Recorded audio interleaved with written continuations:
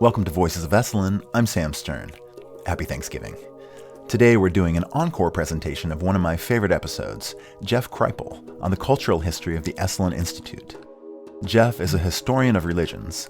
He's the chair of the Department of Religious Studies at Rice University, and his work includes the study of comparative erotics and ethics in mystical literature, American countercultural translations of Asian religions, and the history of Western esotericism from Gnosticism to New Age religions. He's also the author of the book Esalen, America and the Religion of No Religion, a must-read for anyone interested in unpacking the conditions of history surrounding Esalen's birth in the early 60s. Together we delved into psychology, psychedelics, intellectualism, and the body, all the usual suspects. And I would say that Kripal is uncommonly gifted at decoding and deconstructing the elements of this particular historical narrative, so you're bound to learn a lot. Before we get there, though, let me just mention what's coming up soon at Esalen. We have a couple of great workshops that still have space. First, the Embodied Life, Presencing and Revisioning. That's December 10th to 12th, 2021 with Russell Delman and Linda Evans Delman. Connect present moment awareness with your intentions and dreams for the future to create a truthful and meaningful life. Experience embodied meditation, guided inquiry, and embodied movement practices like Feldenkrais, a set of neurologically based motor sequences that invite a deepening of body awareness. Again, that's December 10th to 12th, 2021. We also have Gestalt Practice and Principles, Cultivating Embodied Wholeness in Daily Life with Steve Harper. In his workshop, you'll explore the rich practices and principles of Gestalt, apply them to daily life, and begin to experience the simple yet profound potential for growth towards authentic wholeness. Gestalt exercises will be done in pairs, triads, and groups, allowing participants to grow their awareness and learn to improve relationship to self and others. That's December 13th to 17th, 2021. To sign up, go to esalen.org/workshops. And now, here's my conversation with the one and only Dr. Jeff Kripal.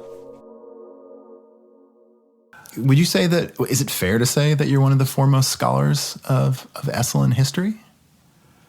Well, that's for other people to say. There's really only been 3 books that I know of written on Esalen now. And when I wrote that one, there was just one, Walt Anderson's Upstart Spring, which is a great book, actually. But it ends in about 1980.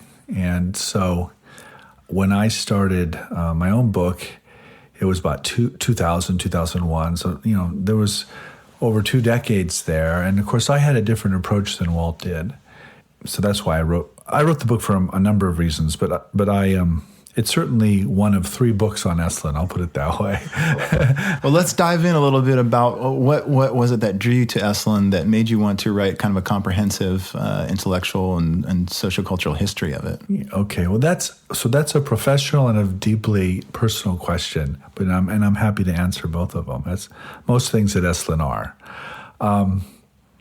So I was trained as a historian of religions, which most people would just translate as comparative religion. I was trained at the University of Chicago, and I was trained particularly to compare Asian religions and Western religions. Roman Catholicism and Hinduism happened to be my 2 areas of interest. I came out of a Catholic monastic context, actually. I wanted to be a monk.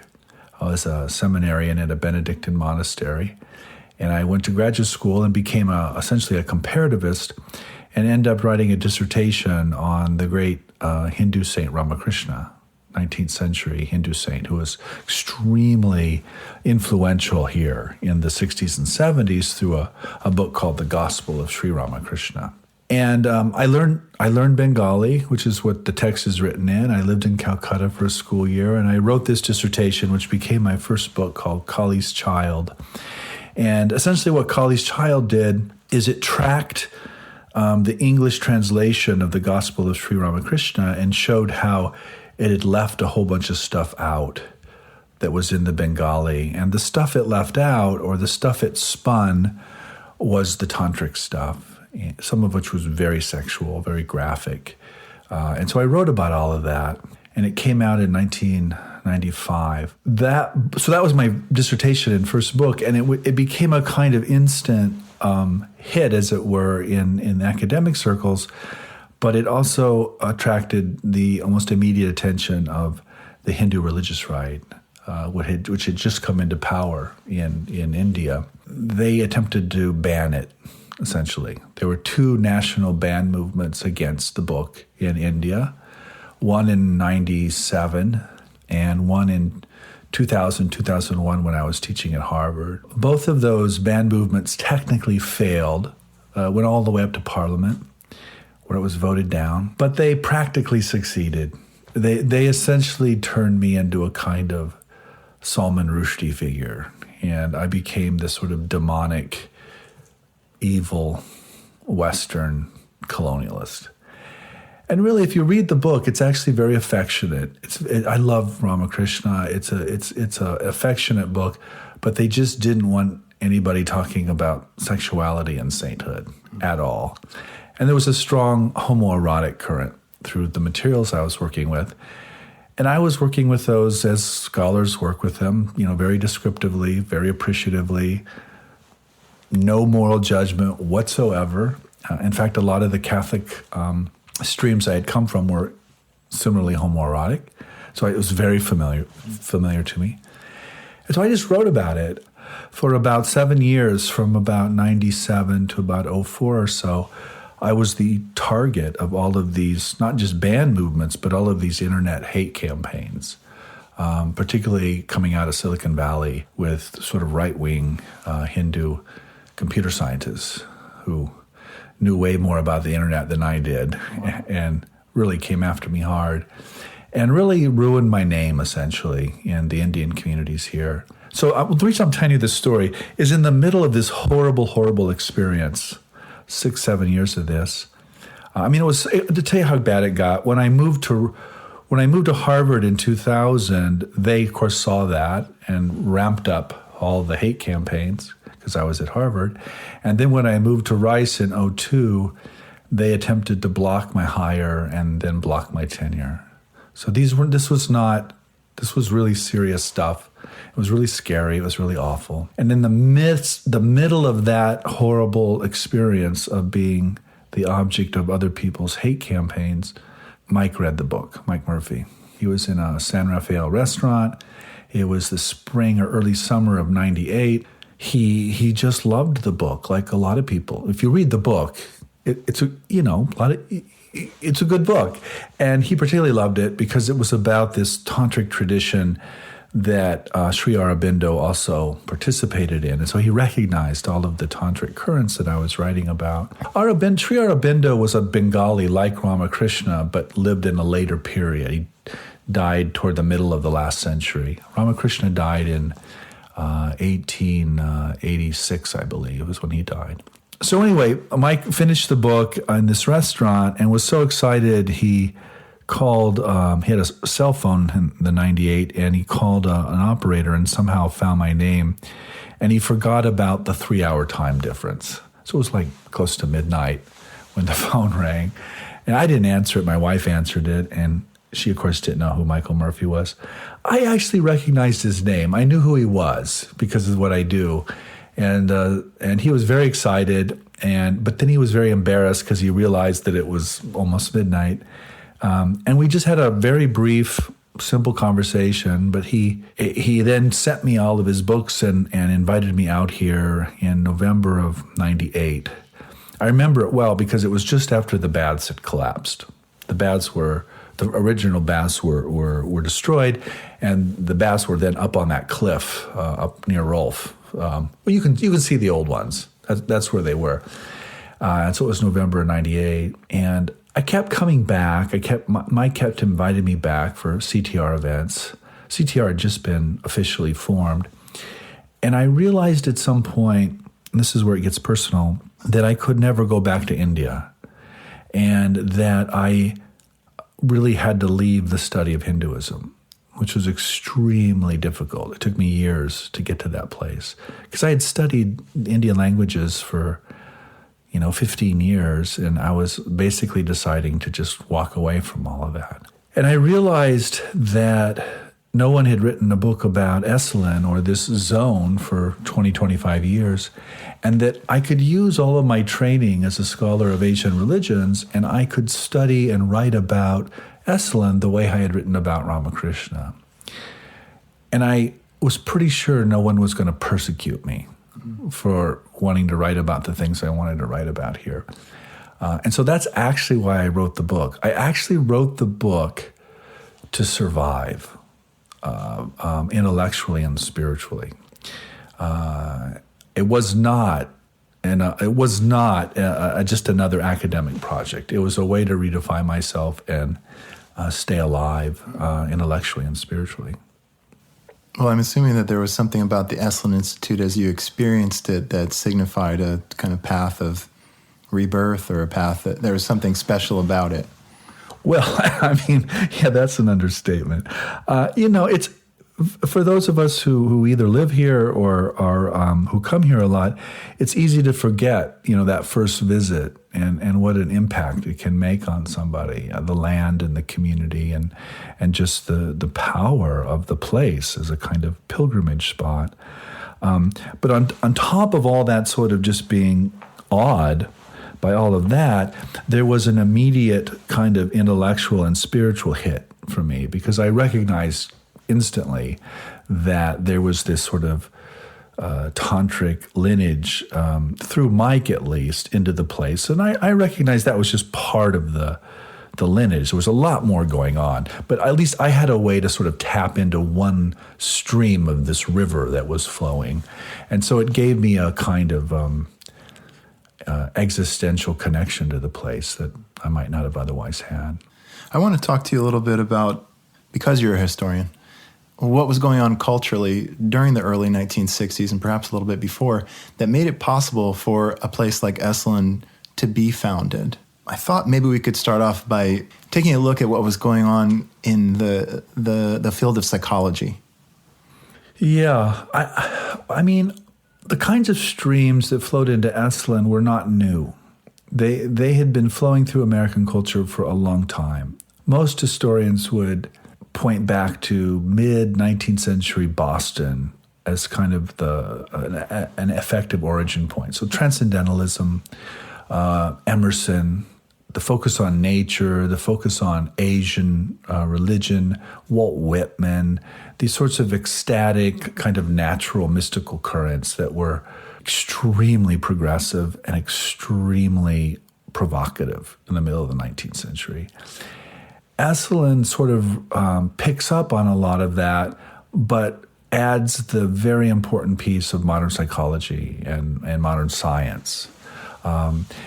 This was a point in time in American culture where there was a kind of euphoric interest in psychology as a kind of science of the mind or the soul that was going to refigure everything. We could now figure out what religion has always been about, what art has always been about. It was a kind of master key. It all went back to the psyche, whatever that is or whatever that was.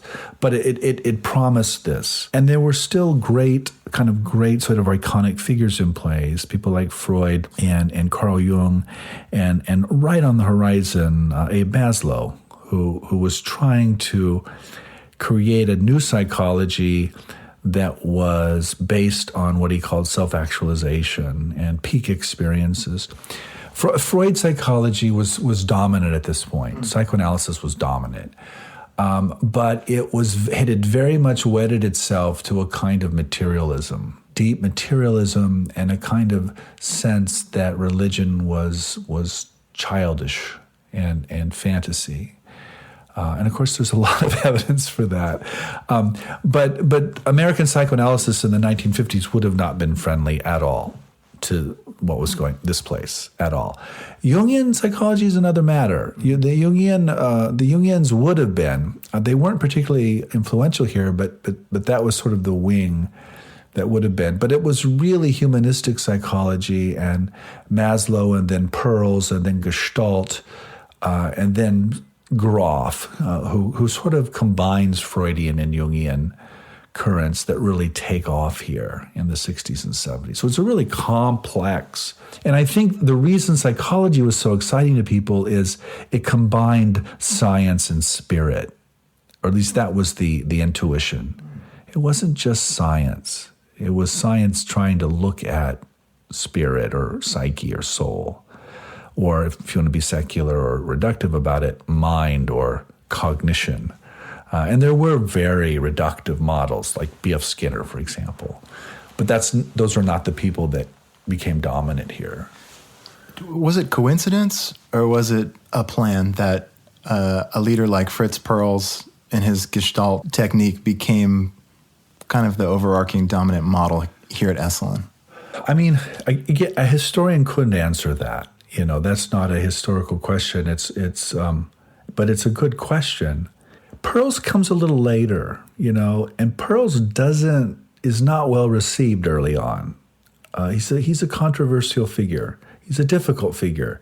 He's at the end of his life, so he's suffering probably, and he's a bit grumpy.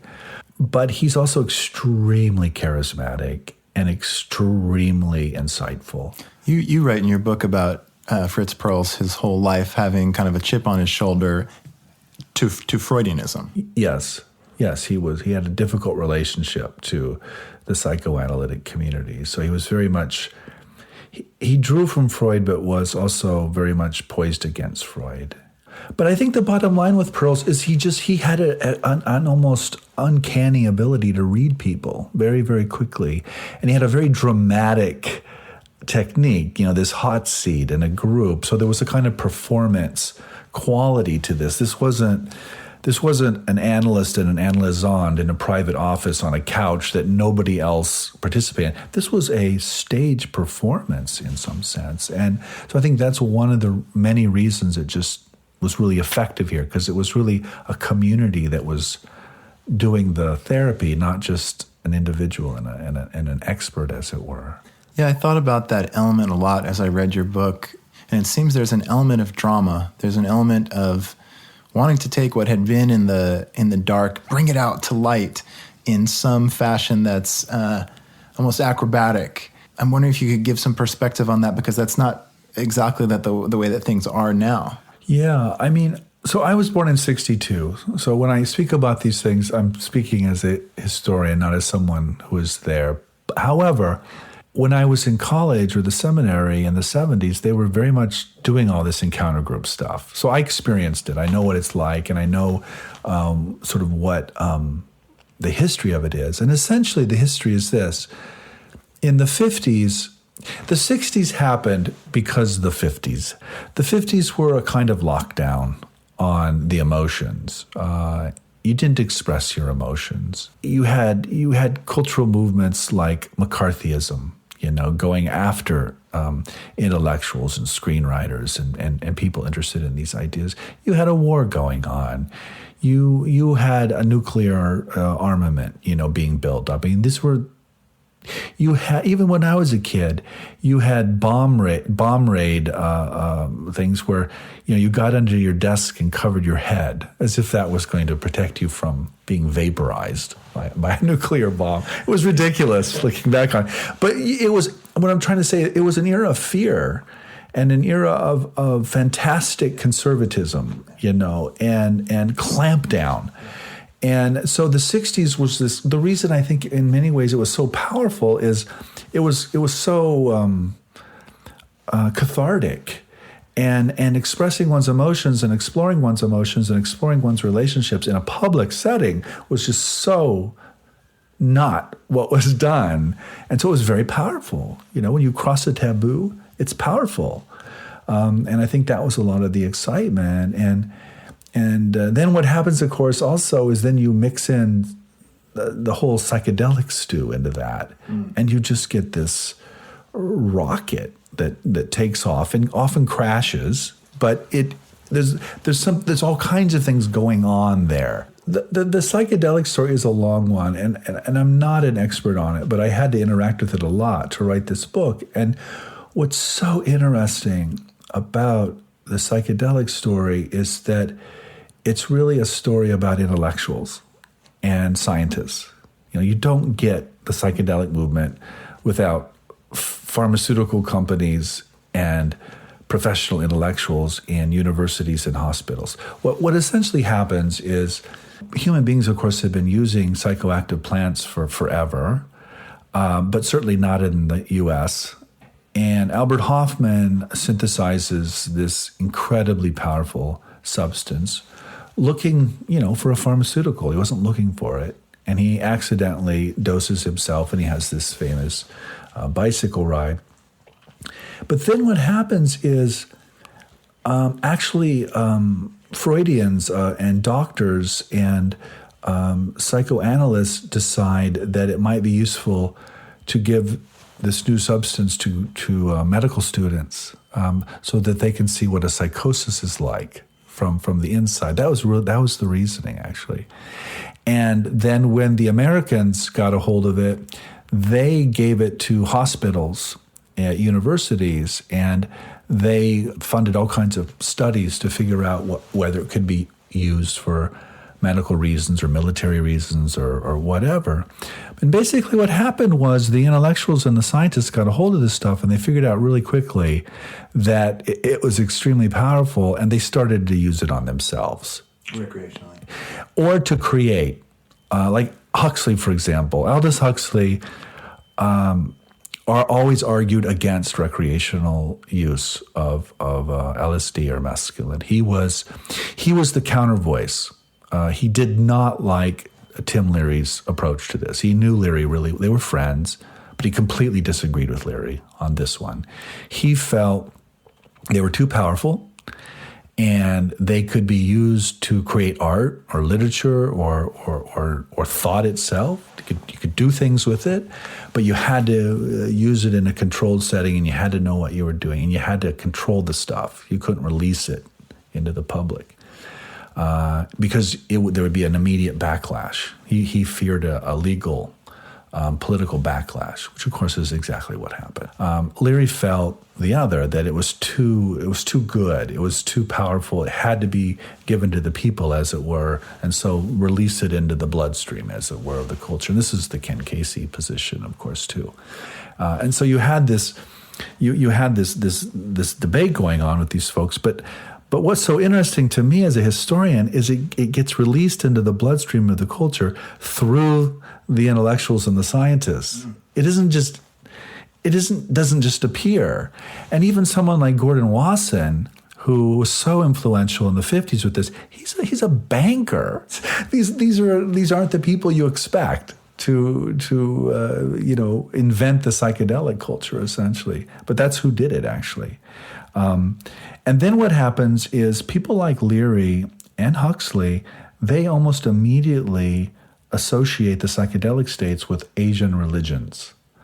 And so you have this really interesting, what I call psychedelic Orientalism that gets created in the 60s. In other words, you start to read the Hindu and Buddhist texts through the psychedelic states, and you're reading the psychedelic states through the Hindu and Buddhist texts, and they sort of generate one another in the 60s. Where does Esalen come in? Is psychedelics already very much a figure in the national consciousness when it comes into Esalen's field, or is it sort of Esalen a disseminator? No, Esalen inherits that. The very first workshops are on things like drug-induced mysticism, I think was the phrase in one of the very first brochures. And you have to remember, at this time, it was totally legal. So the crisis was not a legal one. It was a theological crisis. And by that I mean, what was being debated at Esalen and in other places, like with Huxley and a British scholar named R.C. Zahner, what they were really debating was, can you really experience God by ingesting a mushroom or much less a man-made chemical substance? That just seemed outrageous to the kind of traditional religious heritages that had been passed on. But it looked like you could, and you may well can. So it created this sort of theological crisis, and that's what they were debating in the early 60s. They were not debating, is it legal or not, or what should we, they were debating, is this God? And if this is God, what does that mean? I'm assuming that the climate at Esalen in regards to psychedelics probably changed quite a bit from its inception, 1961, 62, to the period where America is really getting a full kind of exposure to psychedelics with 67, 68. And then, of course, it becomes very legally dangerous in the 70s and the 80s, and Esalen has to respond in very different ways then. The legal context changes dramatically in the late 60s and early 70s. Well, there's a passage in your book with Michael Murphy realizing that Esalen was being investigated by the Food and Drug Administration. Yeah, Mike took a very proactive approach to this, and I suspect if he didn't, there wouldn't be an Esalen right now. Because, of course, drug use was prominent, and there were a lot of busts going on. And Mike and Dick both feared these legal actions. And so Mike just went right to the FDA and basically said, what do we do? How do we stay open, essentially? And they basically invoked the Constitution and said, well, there's this constitutional right for hotel or I guess innkeepers in constitutional language, that the government cannot bust into an inn and yank out people staying at your inn. It was originally probably designed against the British, who were doing that. And so when the framers of the Constitution wrote the Constitution, they wanted to protect innkeepers against this kind of basically invasion. And the basic law is an innkeeper is not responsible for what goes on in the rooms of the inn. He or she is responsible for what goes on in public spaces of the inn. And so that became the distinction. You don't break into people's rooms. You don't tell people what to do or what not to do in their rooms, but you don't allow public programs that use these substances, and you don't host public events that such substances are encouraged or used openly, because then you're wide open to legal action. So that was the distinction, and it seemed to work. Let's talk a little bit about the intellectual and literary currents that were happening during the early 1960s and mid-1960s during Esalen's early days. I guess I wanted to float the Beat generation towards you and see what you had to say. Well, George Leonard used to say that, when all is said and done, the human potential movement, they'll look back and see it as a literary movement, primarily. That's an exaggeration, but there's a lot of truth to it. What does it mean?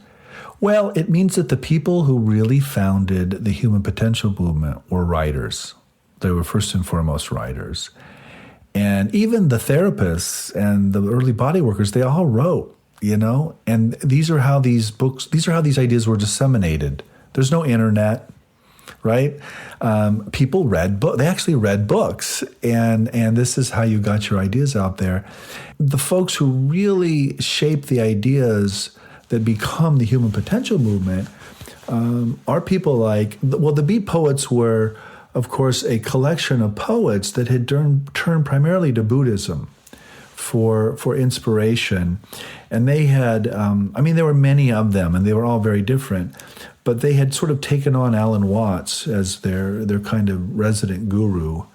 And Watts was a fascinating, brilliant speaker and writer, and had a genius for expressing Buddhist and Taoist ideas in a kind of English humor and elegance that was extremely convincing and very attractive to these people. And so you get this fusion of American poets and Buddhism through that.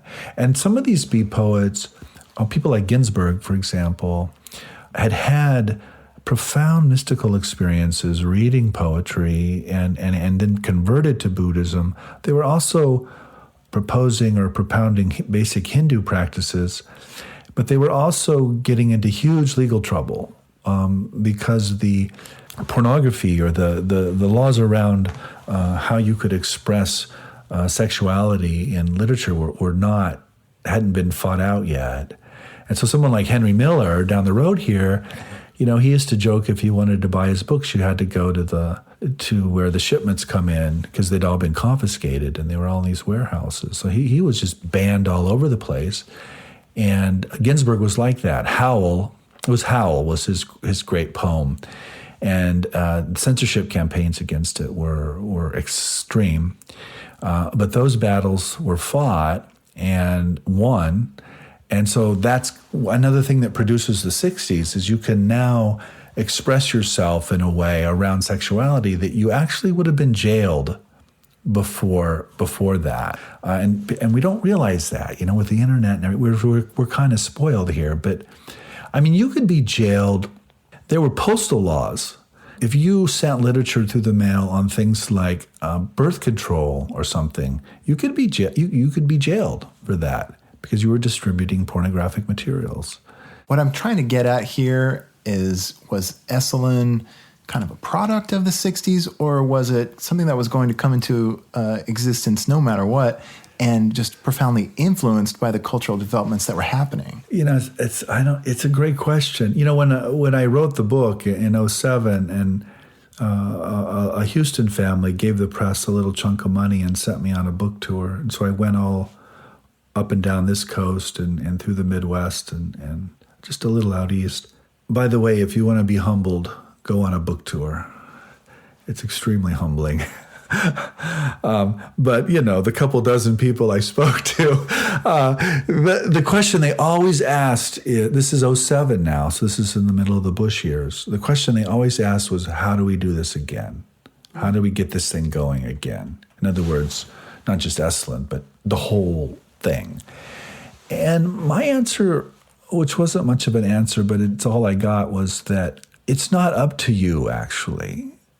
An idea is an idea that's waiting for the right cultural or social moment. And what you have to understand about early Esalen is that none of the ideas were new. The ideas had been floating in the culture and in these writers' lives for sometimes decades, but nobody was listening. And in the early 60s, you then have this youth culture that suddenly is listening. And so the youth culture embraces these older intellectuals and these older writers and takes their ideas and runs with them. And so now the writers have a youth culture and the youth culture have a writer, and it's this magical alchemy that creates this movement. There was a kind of serendipity here. There was a kind of massive synchronicity between what Mike and Dick wanted to do and what the culture was ready for.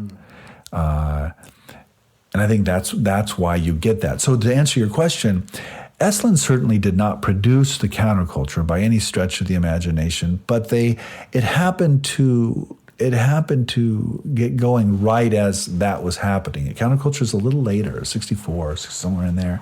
And then they become synergistic, but one didn't produce the other. When you say the counterculture is a little bit later, are you talking about the civil rights and anti-war? Yeah, 62, things aren't really revving up. It's later. Martin Luther King and the Kennedy assassination. Of course, Vietnam War is a huge issue here. That comes later. And a lot of the psychedelic and the music culture, that explodes as well a little later. So you're just getting going as an institution, and then this cultural thing explodes. We're just down the road, actually, right? In the Bay Area and Monterey. So it's not only well timed, it's well placed. Was there a sense that Esalen was somewhat isolationist? I mean, it is here in Big Sur. It's San Francisco is just down the road, but it's a long, windy, treacherous road. Because I've never really heard about how the anti-war movement landed here at Esalen. The anti-war movement, in my historical reading, is much more located in Berkeley. The interests here were much more sort of east-west, sort of philosophical, body work. Early on, it wasn't political activism like you're talking about. Personal activism. Yes, it was. Later, the political activism comes in particularly the Russian-American projects that started in the 70s, but again, that's a little later. Let me say one more thing there, Sam. Mike talks a lot about the outlaw country, and when the place was started, like sheriffs would barely come up here or down here, whatever metaphor you want to use. And I think that isolation served it well. You come to the outlaw country, so to speak, to do things that are not maybe illegal, but are outside the cultural norms. It gives you a space to transcend your own culture, as it were, which these things would be hard to do in, say, Kansas in 1962. John Hyder, a longtime resident, wrote actually a wonderful novel called, I think it was Living in Paradox, that's what it's called, never published. But basically what John did is that he imagined what Esalen would be like if it was founded in Kansas. And he's a very funny man. And of course it wouldn't work. So... It's funny that you bring up John Hyder, because I had a quote here that I was going to bring up. In September 1967, Esalen seemed a paradise of permission, opportunity, beauty, and truth.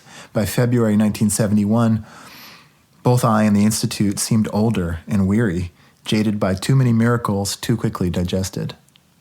It had been going 9 years then, and like a lot of utopian or charismatic communities, you expect utopia, and then when it doesn't happen, then you got to kind of regroup, as it were. By 71, there were serious holes and crises in the hippie movement. I mean, the Manson murders are often pointed to as the sort of the end of the counterculture. I think that's, again, an exaggeration, but there's something to that. It was deeply symbolic. Well, let's back up just a second. It took us to 71 before getting to the... What happens when Esalen finally is... kind of taken out of its isolationist beauty, and people start writing about it? Well, it depends on who writes what, of course. I mean, there were hundreds, if not thousands, of media pieces on Esalen, and there were a few very, very good ones. But it really becomes famous. I mean, it becomes maybe not like Haight-Ashbury or Berkeley, but it becomes one of the nodes of this counterculture, and it's where you want to go if you're your age, as opposed to my age at the moment.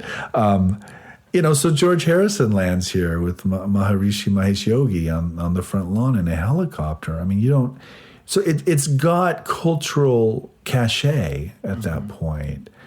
There's an interesting description in your book, I believe it's in your book and not the Upstart Spring, which describes Hollywood actresses and actors coming here, and Natalie Wood taking part in some sort of encounter group. I think that story, it's been a while since I read that, but I think that was actually a party in Hollywood that Esalen figures were invited to. Okay. And I think Fritz Perls was the show there, spanking Natalie Wood on some Gestalt session.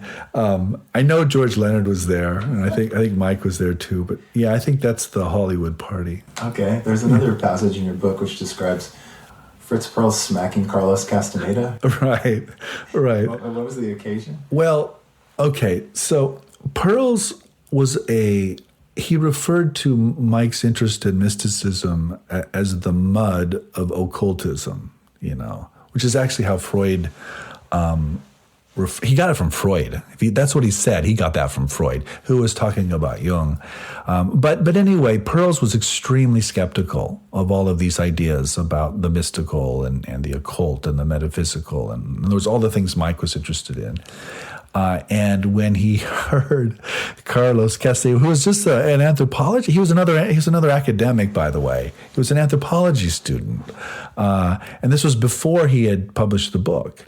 And that was 68 or so when the first Carlos Castaneda book came out. And this was much before that. And he was telling these stories about meeting this shaman. And Perls didn't believe any of it, He just thought he was lying. And so he slapped him. That's a typical Fritz Perls story. Those currents have been very strong here, the mystical currents. But there have often been a lot of counter voices to that and a kind of insistence on just the material world or just the body or opening up or down into the body but refusing or resisting anything outside it. Now that you speak of the body, how radical was it for Esalen to be a center of somatic exploration, including the notorious baths or massage therapy with nude practitioners? If you didn't express your emotions in the 50s, you sure in the hell didn't get naked and sit in hot water with other people, right? And you certainly didn't let anybody touch you to whom you were not married. That's radical stuff. And the ideas that were floating around here, still float around here, do more than float. It wasn't just a matter of touching or massage or the baths. It was that there's something deeply mysterious and wonderful about the body, that the body stores emotion and memory and wisdom in a way that we haven't really accessed because we're so removed from it. And there were also really powerful, this is where the Freudian streams were so important here, not through Freud, but through Reich, Wilhelm Reich and his disciples, who really saw this orgone, this libidinal, sexual, cosmic energy in the body as the secret of all health and happiness. And for Reich, at least, orgone was literal. It wasn't a metaphor. There really was orgone in the stars, in the trees, in our bodies, and it manifested most powerfully in our sexualities and our emotional life. And the whole point of Reichian body work or Reichian therapy was to get it flowing, to remove the blocks, or what he called the body armor. That's heretical, even with respect to psychoanalysis. You've got a series of heresies going on here that land in some of their most extreme forms here at Esalen, and then they become kind of the norm. So I think somatics at Esalen is really there's a lot of streams coming into it as well that are often very, very rich and very, very complicated. Was there a point at which it became less edgy, or what exactly happened as it evolved? Well, so a number of things happened. First of all, the baby boomers grew up. It's one thing to be edgy at 24. It's another thing to be edgy at 34 or 44, right? You need a job, you have children, and you have to figure out, how do we raise the children, until your values begin to change. And the culture that you originally were countering or resisting, you now have to become a part of to effectively raise the children. Mm-hmm. So I think that's happening in the 70s and 80s. I also think some of the promises are wearing thin. Some of the quick promises of utopia on Earth. The psychedelic stuff, the crashes as well as the flights are now obvious to people. There's a lot of, they're victims as well as heroes of that now. So people are starting to see that. The drug war, not yet called the drug war, is starting. These things are illegal, or a lot of them are illegal. There are suicides, on campus. There are people who are killing themselves. Not a lot, but just enough that it's disturbing. So there are challenges, and the culture itself is changing. As you move from the 60s into the 70s, which is when I came into early adulthood, the values are changing. Disco is not Jimi Hendrix. And certainly by the time you get to the 80s, you get this kind of, this is me now, this is kind of a grotesque materialism kicks in. Mm-hmm. And you get the AIDS crisis where countless people are dying of some disease we don't understand. And so the sexual revolution in the 80s becomes deeply suspect. And so, and Esalen's having to settle down and trying to figure out how to survive long term. The other thing you have to understand is that early Esalen had almost no employees, and operated on a shoestring, and little or few legal concerns or insurance concerns or health care. I mean, on and on and on. The early photos, 5 employees? And God only knows what they were getting paid, probably almost nothing. And so, by the 80s and 90s, the staff and the administration are growing because they have to. The income has to increase. And, it's just, it's the nature of any institution that is going to mature. If it's going to survive, it has to develop the structures that allow institutions to survive in a particular culture. I'm curious how it evolved intellectually, because it seemed like there was great food for thought during the 60s as the world of psychology becomes more geared towards humanistic psychology, and obviously the East meets West. I think the interests and the interests grow and shift and change. I think in the 70s, those are no longer as hot. In the 70s, you've got Stan Grof living here, and you've got a whole Grofian world developing. But you also have the beginning and really explosion of citizen diplomacy and American-Russian projects, originally all around parapsychology, more or less, but then they develop into citizen diplomacy during really the nadir of the Cold War, which I remember intensely. I mean, we were looking at nuclear holocaust with thousands or tens of thousands of nuclear missiles just taking out the entire northern hemisphere. That's really what we were looking at. So they were trying to address that, and then on the ground here, also the physics of consciousness became very big with Fritjof Capra and later a whole bevy of what David Kaiser's called hippie physicists who were meeting here and really exploring a lot of really interesting ideas around physics and consciousness. So it takes off in different ways. Yes. That's all in the 70s, by the way. Okay. So Grof, I mean, he starts out in Czechoslovakia as a classical Freudian psychoanalyst. And by that I mean totally reductive, complete materialist. And he was one of the young medical students to whom they gave LSD to try to imitate a psychosis. And the way Stan tells the story, instead of psychosis, he sees God, basically, and it just flips his world, just flips him. And he becomes fascinated in LSD research, and he's really the lead researcher there in the 60s.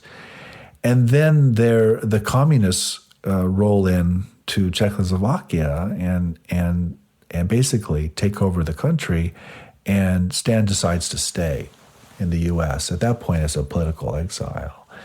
And he meets Mike at some event out east. He was at Johns Hopkins, I believe is where he was. And Mike invites him out here, and he comes out 70, 71, somewhere in there. And he ends up staying for 14 years. And so he becomes a real part of the community and a part of the whole intellectual atmosphere. And, he's interested in, of course, LSD and psychedelics, but they're now illegal. And so he has to develop some other way of getting people into altered states, and he develops this holotropic breath work, as a response to the legal situation, I think. But it ends up working as well, and he takes off and does that, still doing that, to this day. We do that. I mean, my best friends in Houston are part of that holotropic breathwork community. So it's pretty much everywhere now. But what's interesting, when I wrote the book, there's a whole chapter just on Stan Grof in it, because I was so fascinated with his material. What I find so interesting about Grof is, if you know something about the history of psychology, what you recognize reading Stan is that he's very, very Freudian, but he's also very, very Jungian, which you rarely see. You usually see people who are just Freudian or just Jungian, but you don't see someone who's integrating them the way. And he's Freudian in the sense that, he believes and has written that a lot of LSD trips and holotropic trips are about reliving the birth canal, and the traumas of birth and all of these perinatal matrices that we allegedly go through. That's so Freudian, It's so Freudian. It's sort of more Freud than Freud was, because it's taking it back in, before birth. But then, all of his stuff on a kind of mind at large and a kind of archetypal way of looking at these things, very Jungian, very non-reductive, very interested in mystical states and, and what happens to us when we die and all of that. So I was really fascinated by Grof's work. And he was a big part of Esalen in the 70s. He think 70, 71 to about 84, somewhere in there. Well, good. Thank you so much, Jeff Kripal. Thanks for your foundational work, Esalen, America, and the Religion of No Religions. I really appreciated speaking with you about the history and the fabric that kind of underwrites this amazing institution. I'm just thrilled you read the book, Sam. Today's show is produced in conjunction with Michelle McCrary and Peter Kobabe. Our music is by Nico Holloman. If you like what you hear, please subscribe. Email me with your thoughts at voices@esalen.org.